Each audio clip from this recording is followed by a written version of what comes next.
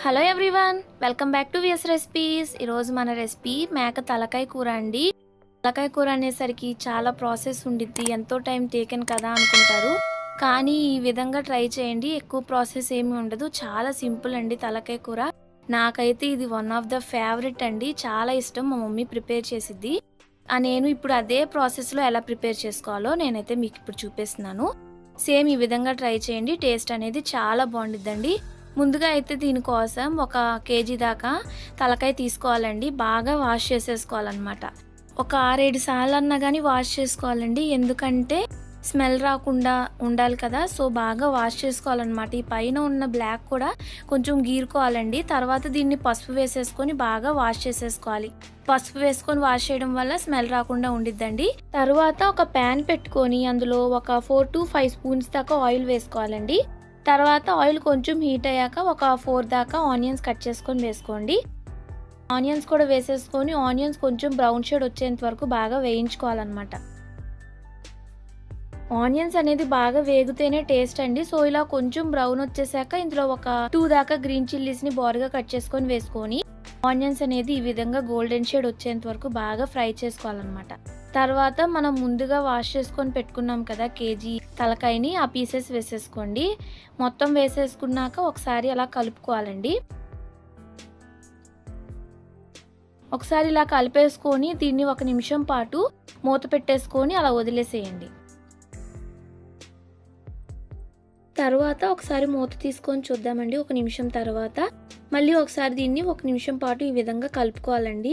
మొత్తం కొంచెం వాటర్గా వస్తుంది కదండి. ఇప్పుడు మనం మన రుచికి సరిపడినంత కల్లుప్పును యాడ్ చేసుకోవాలి.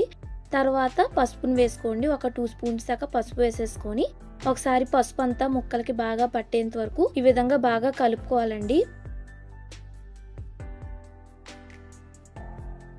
ఒకసారి ఇలా బాగా కలుపుకున్నాక ఇందులో మసాలా వేసుకోవాలండి. దీనికి మనం హోల్ మసాలా వేసుకోవాలన్నమాట. ధనియాలు, అల్లం వెల్లుల్లి, చెక్క, లవంగాలు ఇవన్నీ పేస్ట్ చేసుకొని వేసుకోవాలి. 1 కేజీ కదా, సో దీనికి ఒక 5 స్పూన్స్ దాకా పేస్ట్ వేసుకోవాలి, మసాలా పేస్ట్. తర్వాత ఒకసారి మొత్తాన్ని బాగా కలుపుకోవాలండి. మసాలా అనేది కొంచెం పచ్చిదనం పోవాలి కదా, సో ఇది కొంచెం పచ్చిదనం పోయేంత వరకు బాగా కలుపుకోవాలన్నమాట. కారం అనేది మనం ముందే వేయకూడదండి. మనం ముక్క అనేది బాగా ఉడికాక మాత్రమే మనం కారం వేసుకోవాలి. ఇలా కలిపేసుకున్నాక మూత పెట్టేసుకొని 1 నిమిషం పాటు అలా వదిలేసుకొని తర్వాత మళ్ళీ మూత తీసేసుకొని ఈ విధంగా బాగా కలుపుకోవాలండి. ముక్క అనేది బాగా ఉడకాలన్నమాట. ఇలా బాగా ఉడికిపోయాక ఇంక ఇప్పుడు ఇందులో మనం ఒక 2 స్పూన్స్ దాకా కారం యాడ్ చేసుకోండి. కారం కూడా వేసేసుకొని కారం వేసేసుకున్నాక దీన్ని మనం ఒక 2 మినిట్స్ పాటు ఈ విధంగా బాగా కలుపుకోవాలండి.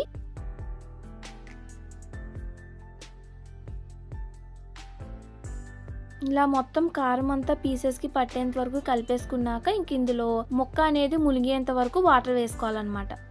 వాటర్ క్వాంటిటీ ఎంత అని లేదండి, ముక్క ములగాలండి. సో ఈ విధంగా ఫుల్గా వాటర్ వేసేసుకొని ఒకసారి ఈ విధంగా బాగా కలిపేసుకున్నాక ఇంకా మూత పెట్టేసుకొని బాగా ఉడకనివ్వండి. బాగా ఎగిరిపోవాలన్నమాట కూర అనేది.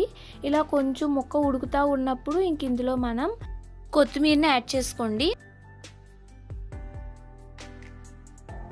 ఇలా కొత్తిమీర కూడా వేసేసుకున్నాక ఈ విధంగా బాగా కలుపుకోవాలండి. ముక్క అనేది బాగా ఉడకాలి అండ్ వాటర్గా లేకుండా ఇది బాగా ఎగరాలన్నమాట దగ్గరికి. సో ఇలా మూత పెట్టేసుకొని బాగా ఉడకనివ్వండి. తర్వాత మూత తీసి చూద్దామండి.